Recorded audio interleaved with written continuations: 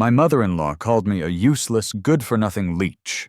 My sister-in-law said I wasn't a real man and had no sense of responsibility. My wife, Clara, slapped me, handed me a pre-written divorce agreement, and said I was going to wait until after you took care of the kid I had with someone else, then divorce you. But I can't even wait another minute now. But you know what? Seeing their ugly, judgmental faces actually made me feel excited. The reason was simple. None of them knew that the reason I quit my job today was because my grandpa, the richest guy in the country, had finally acknowledged me as his grandson and told me to quit and come home to inherit his billion-dollar empire. I stood at the door, trying to calm down the butterflies in my stomach about, becoming the heir to a multi-billion-dollar company. I wiped my sweaty palms on my pants. But just as I was about to open the door, I heard voices from inside. A woman's voice said, "Why is Finn still not back? I'm starving, and I don't even know what he's so busy with every day. He doesn't make any money, and the house is a mess. I really don't understand what use he is." That was my mother-in-law's voice. Even though I was outside, I could practically see her disgusted expression. I glanced at my watch. I'd had a quick chat with my grandpa, so I was about 10 minutes late. I'd been an orphan before, and I really craved having a family. So after I got married, I moved in with Clara, my mother-in-law, and my sister-in-law, Macy. As they say, 3 women make a drama. And I was no stranger to their, let's call it bullying. But I never really minded. I always thought women just had sharp tongues, but soft hearts. However, hearing this now, I still felt kind of unpleasant. I didn't open the door, but stood there, listening. Clara, my wife, snorted coldly and said, "You know what Finn is like, lazy and good at slacking off. Don't worry, when he finally makes dinner, I'll find some excuse to pick a fight with him, like I did before, and make him kneel on the washboard while we eat." With those words, all 3 women laughed. Whenever I worked late, Clara would always make a scene at the dinner table. Whether it was over salty dishes or bland soup, she'd find something to complain about. Most of the time, I'd end up hungry, kicked out of the house, or sometimes forced to kneel on the washboard. I thought it was just bad luck, a coincidence. But now I realized it was all a deliberate attempt to humiliate me. Laughter echoed from inside the room, but I felt this cold chill run down my spine. After standing there for a while, I finally forced my expression into something cold and detached, opened the door, and walked in. As soon as I entered, the laughter stopped. 3 similarly impatient faces turned toward me. My mother-in-law said, "You're so late. Where the hell have you been? Why are you standing there? Get to the kitchen and cook." She glanced at me, and when she noticed I wasn't holding any groceries, her expression darkened. She pointed a finger at me and said, "Did you not even buy any groceries? Are you planning to starve us 3 women?" Clara immediately stood up, her anger rising.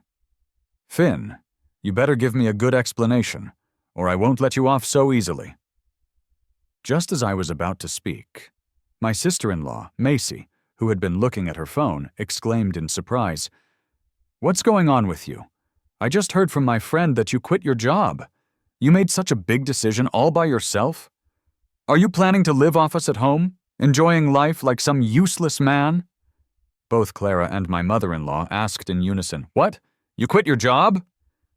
My mother-in-law, looking like she was about to explode, said, "You know the mortgage is over $5,000 a month, and Clara only makes $4,000. We were counting on your salary to help pay the mortgage, and you still had the nerve to quit your job. Have you lost your mind?" Clara was trembling with anger. She demanded, "Did you really quit your job? Tell me it's some kind of misunderstanding. You didn't quit, right? Please tell me you didn't quit." I frowned deeply, feeling a mix of annoyance and disappointment. Even though I was frustrated, I still tried to explain, "Yes, I quit my job, but it's because I found my—" But before I could finish my sentence, Clara slapped me hard across the face. I covered my cheek, feeling a sharp pain, but the pain in my heart was worse. I said, "Don't you care why I quit? What if I've been through something difficult? What if I've faced something I can't overcome? Or what if I have a better opportunity waiting for me?" Clara seemed to think she had heard a joke. She scoffed. "Difficult? Who doesn't face setbacks at work?" "Yes, I sit in an office all day where I'm shielded from the elements, while you have to run outside, delivering takeout in the rain or wind. That's definitely much harder. But so what? You know I need money, so you should just give me money. I'm telling you, you need to go to your boss right now, even if you have to kneel and beg or lick their boots. You'd better get your job back, or don't even bother coming back home." I've always been a quiet person, and hearing these painful words left me speechless with rage. My mother-in-law squinted at me, watching me closely. "What do you mean, a better opportunity? A useless person like you doesn't deserve a better opportunity. You're delivering takeout and earning over $10,000 a month, which is just enough to cover the household expenses. What else can you do?" I couldn't hold it in any longer and shouted angrily. "The combined income of all of you doesn't even add up to my salary. How can you call me useless? If I'm useless, then all of you are even worse." It was the first time I had ever fought back against their constant barrage of insults. The three of them, who usually bullied me, were taken aback by my outburst. My mother-in-law stuttered, Well, you're a man. You should be providing for your family. Plus, Clara's been pregnant for over a month. She'll need even more money in the future. What will you do if you quit your job? What will the baby eat and drink?" I could tell that my mother-in-law's intention was to push me to earn more for the sake of the child. But when I heard this, it felt like a thunderclap, and I turned to Clara, asking, "You're pregnant, over a month along?" Clara darkened her face, but didn't answer. My mother-in-law, however, didn't notice the change in Clara's expression, and continued talking. "Exactly. What can you even do? You can't earn money, and you didn't even know Clara was pregnant. What is the purpose of your life?" Macy, sensing the tension, awkwardly tugged at my mother-in-law's sleeve. "Mom, stop it." My mother-in-law looked confused and gave Macy a strange look. "Why shouldn't I speak? Aren't you the one who always criticizes him? Why are you upset when I'm just speaking the truth? I'm telling you, men like him need to be criticized. If you give him an inch, he'll take a mile." I forced a bitter smile. I hadn't had any intimacy with Clara in over 2 months, not because I didn't want to, but because she refused to let me. She hated the smell of sweat on me, saying that even if I showered and scrubbed myself raw, she still found me disgusting. I thought it was all my fault, but now I realized that it wasn't me. She had someone else. With that thought, I sighed and said, "Because Clara's child isn't mine, right, Clara?" My mother-in-law was about to say something, but when she saw Clara and Macy's expressions, she quickly understood and covered her mouth. Clara gritted her teeth and said, "Yes, so what? I've been tired of you for a long time. You're like a dried-up corpse, and just seeing you makes me sick." She then pulled a divorce agreement out of her bag and threw it at my feet. "I was going to wait until you supported me during my confinement, and then reveal the truth before divorcing you. But since you've already quit your job, it's clear you have no more value to me. So, let's get a divorce." I picked up the divorce agreement and skimmed through it. To my shock, the agreement stated that I would leave with nothing. She had cheated, and she wanted me to leave with nothing. I couldn't hold it in and laughed bitterly. Clara, with a stiff tone, said, "Yes, the house down payment was paid with the bride price you gave me, and after we got married, you've been paying the mortgage, but in the end it's still my premarital property, so it has to go to me. Even if you sue, you won't win. And you know it yourself, your savings are all in my account. You don't even have enough money to hire a lawyer." I was speechless. I had met Clara through a friend's introduction and was very satisfied with her. I foolishly agreed to all her conditions, including letting her use my savings to buy the house before we got married. My mother-in-law and Macy couldn't agree more. "That's right. My sister didn't even ask you to raise her child. She's been really generous. How many men have raised another man's child for years only to find out it wasn't theirs? Exactly. And you've been living in the house for years. We didn't even ask you for rent. You've been treated with kindness, so don't act ungrateful. Looking at the disgusting expressions on their faces, I felt like all my sincerity had been fed to the dogs. Over the years, I had worked hard to support the family, treated my mother-in-law like my own mother, and Macy like my own sister. I worked 2 jobs and couldn't even afford to buy new clothes. Even the thermal underwear I wore was something Clara didn't want because it was too big for her. In this freezing weather, I delivered takeout without even being able to buy a down jacket. My hands and feet were covered in frostbite. And this was the result. I stared at the frostbite on my hands, lost in thought, forgetting all about signing the divorce papers. But in my silence, the 3 of them misunderstood and thought I was reluctant to divorce and was trying to cling on. My mother-in-law sneered. "What's wrong? You can't bear to sign? Let me tell you, it's my daughter who wants the divorce, and you don't have a choice in this. If you didn't want to be abandoned, you should have been a useful man by now, not this useless thing."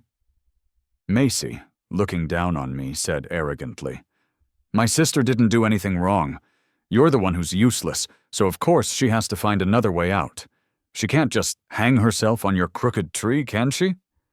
Clara's expression was slightly softer than the other 2.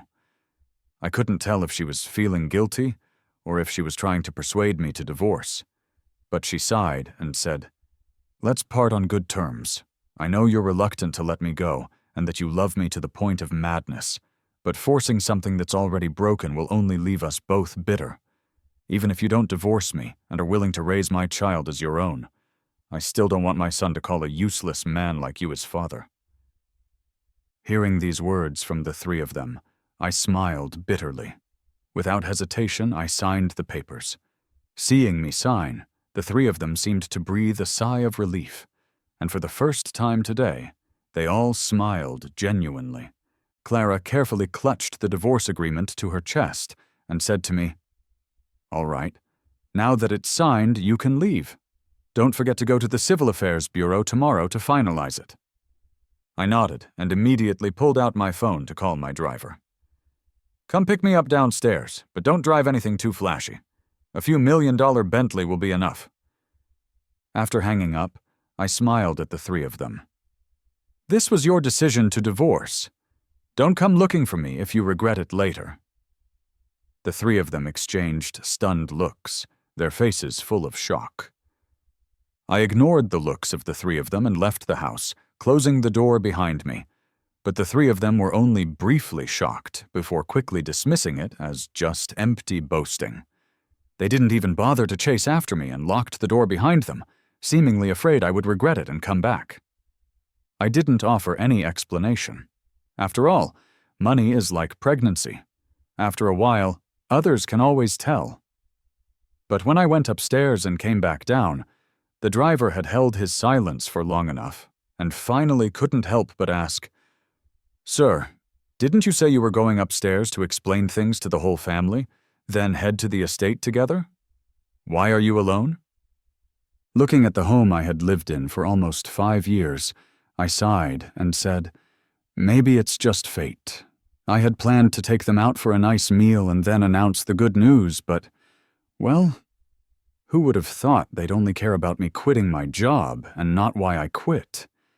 If any one of them had asked even a single question, everything would have been different." Thinking of this, I broke out in a cold sweat. If they had asked, I would have never known about Clara's affair and pregnancy. She might have even made me believe the child was mine, keeping me in the dark for the rest of my life. I didn't continue speaking, rubbing my temple tiredly, and said, "All right, let's stop talking. Tomorrow, take me to the Civil Affairs Bureau at 8 in the morning." The driver understood that I was in no mood for conversation and didn't say another word. As I watched the changing scenery outside the window, I couldn't help but reflect.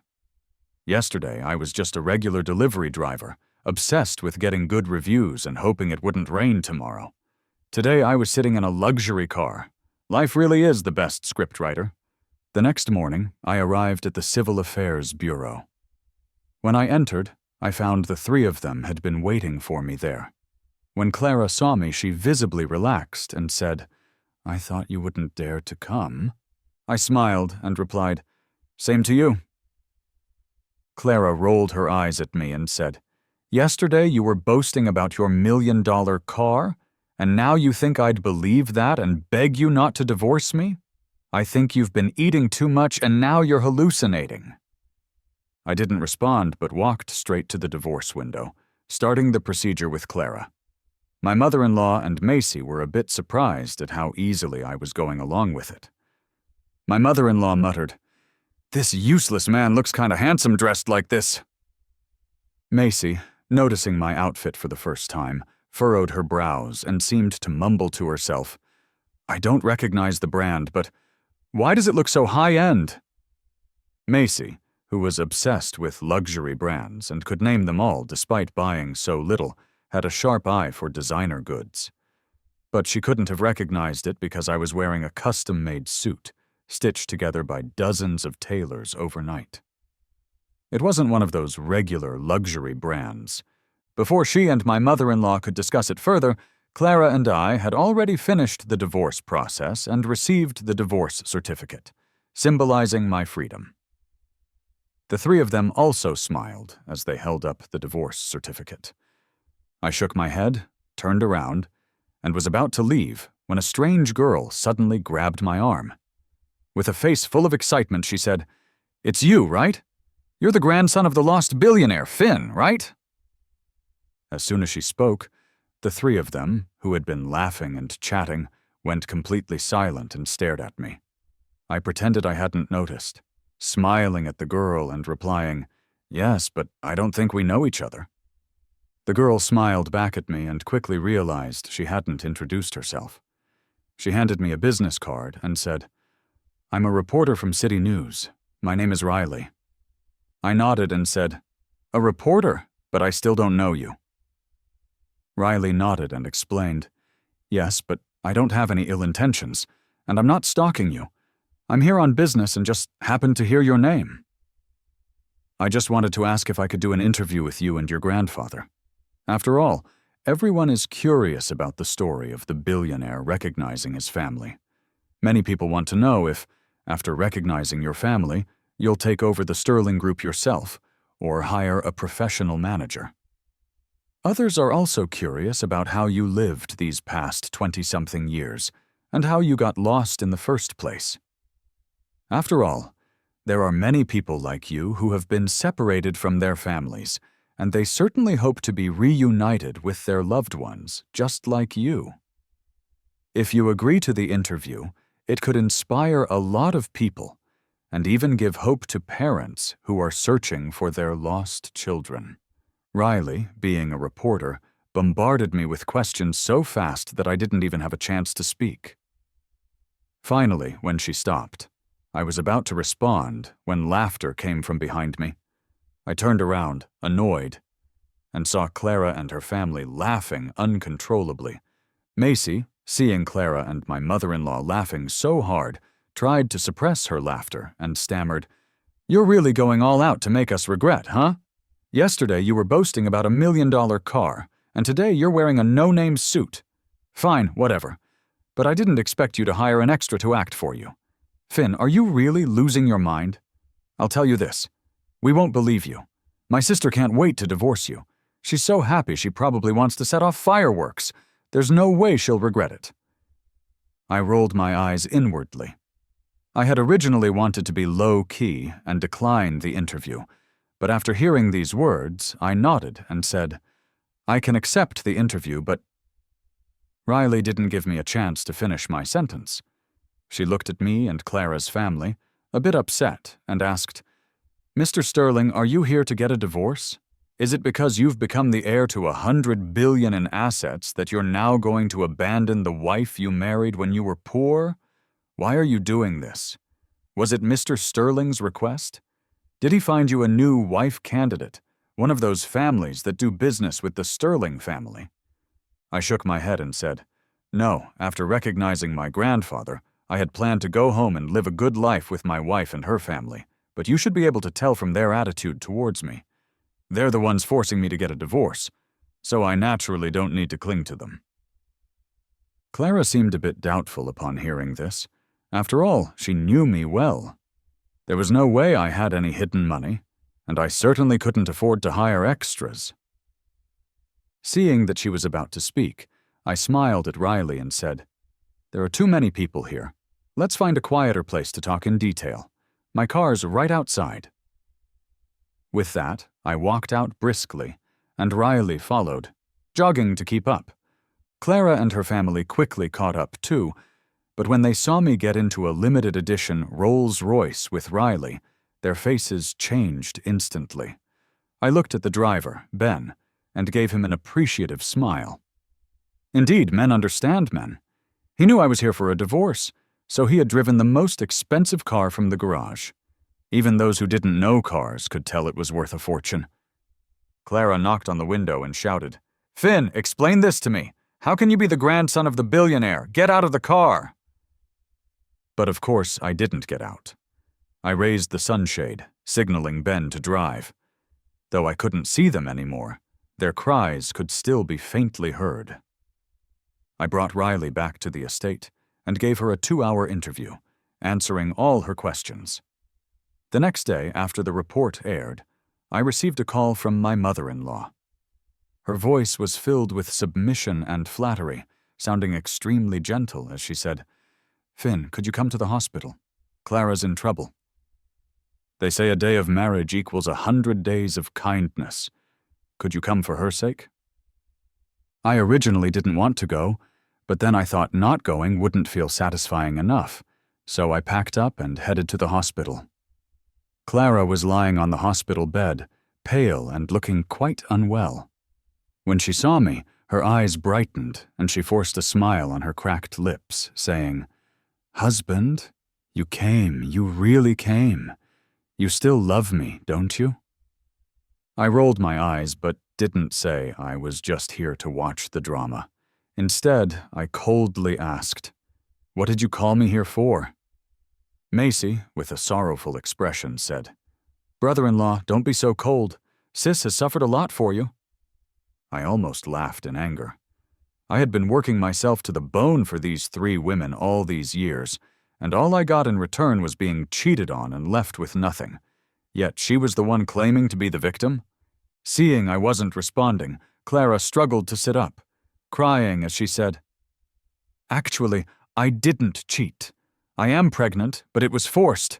I was so scared. I wanted to have an abortion, but the doctor said it might be dangerous, so I was caught between a rock and a hard place. I decided to get a divorce so you wouldn't suffer, but my sister was right. You love me so much, you wouldn't mind that I was violated, so I chose to have an abortion. I was planning to come find you after the procedure to explain, but something went wrong during the operation." I frowned and asked, "What went wrong?" When I asked, my mother-in-law visibly relaxed. She wiped away the tears from her eyes, fake tears probably, and said there was heavy bleeding during the abortion, and they had to remove the uterus. "Clara did all this for you. She didn't want me to tell you, but I know you. You're such a good person. You must want the truth, and you'll definitely forgive Clara, right?"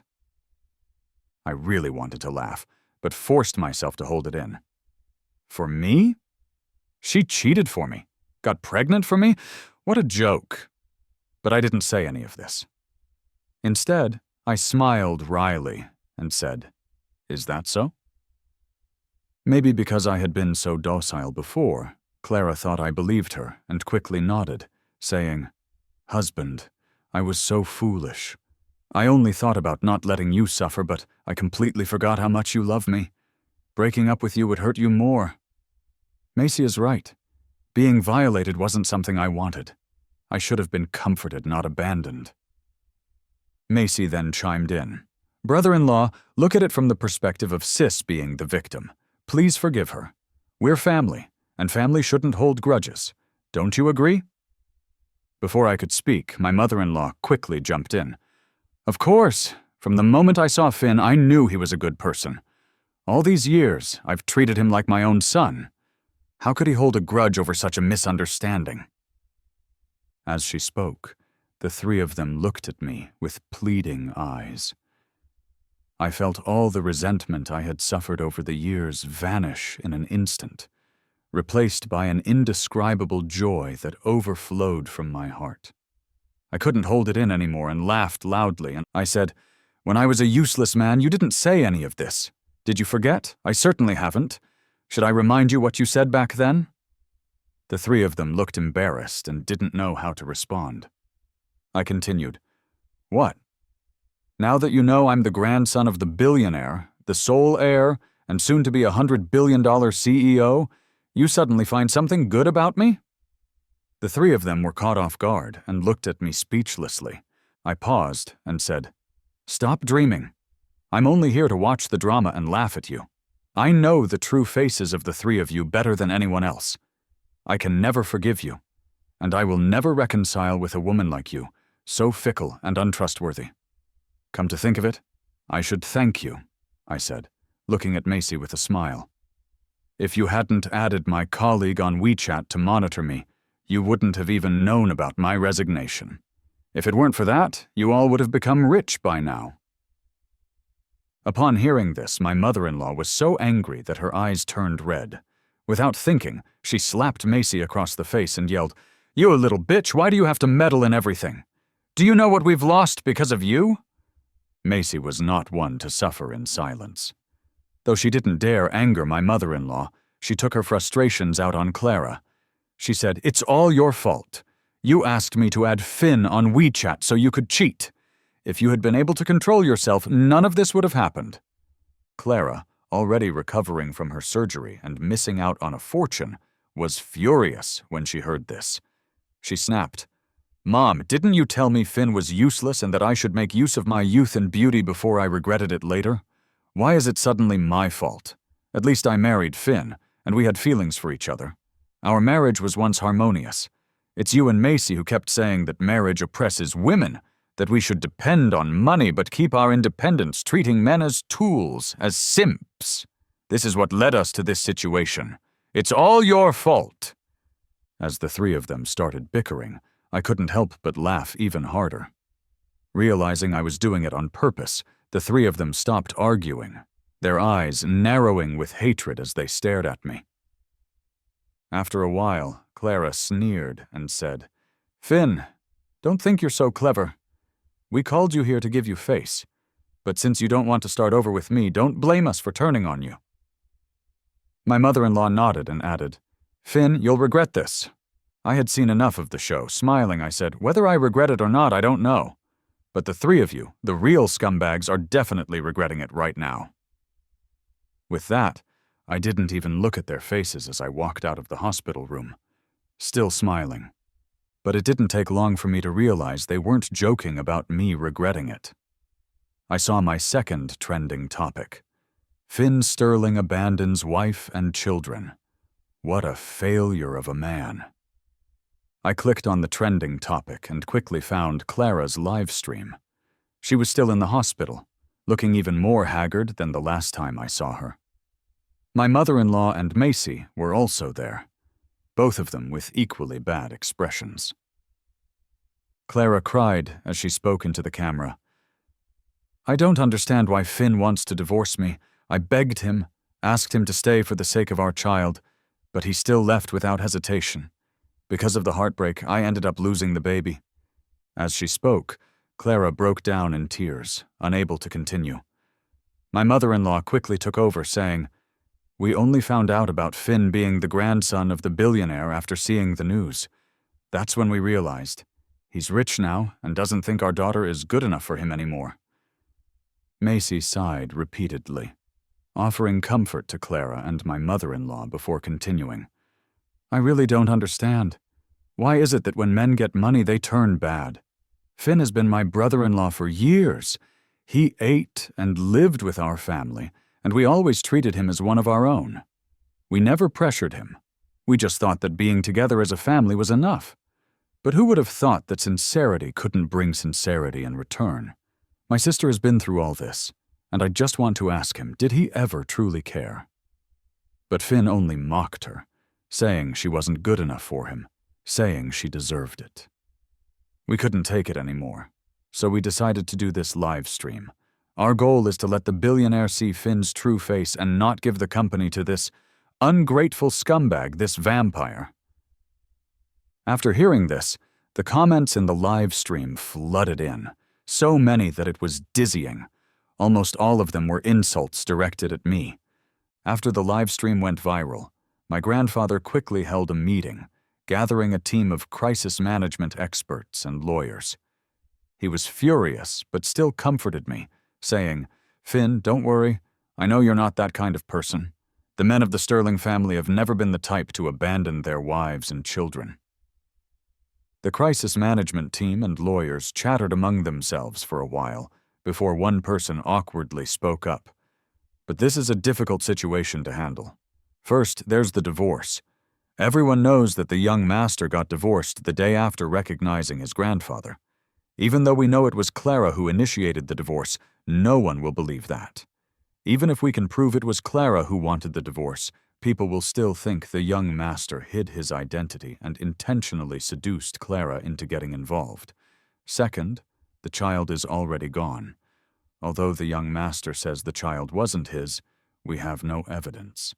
People these days love to gossip about the rich, and they prefer to believe the victim. So, the young master's reputation is really hard to salvage. I frowned and said, "How is it hard to prove? As long as we find evidence of Clara's affair, the truth will come to light, right?" I thought for a moment and quickly listed a few steps. After I finished, everyone nodded in agreement. My grandfather let out a sigh of relief and said, "Hearing you say this, I'm at ease. Actually, I've already started investigating this.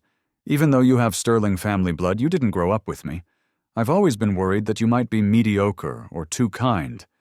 But now, seeing how bold and strategic you are, I can finally retire in peace." So that's what it was.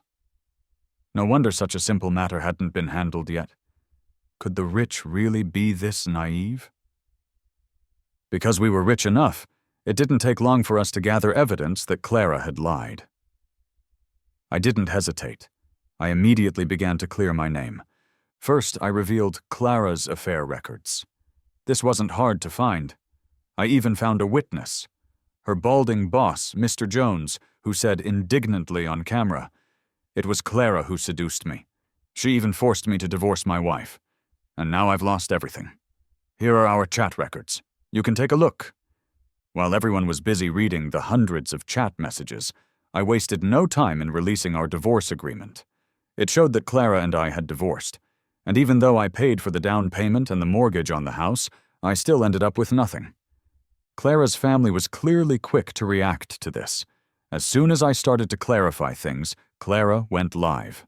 Crying, she explained, "I don't understand. I just wanted an apology.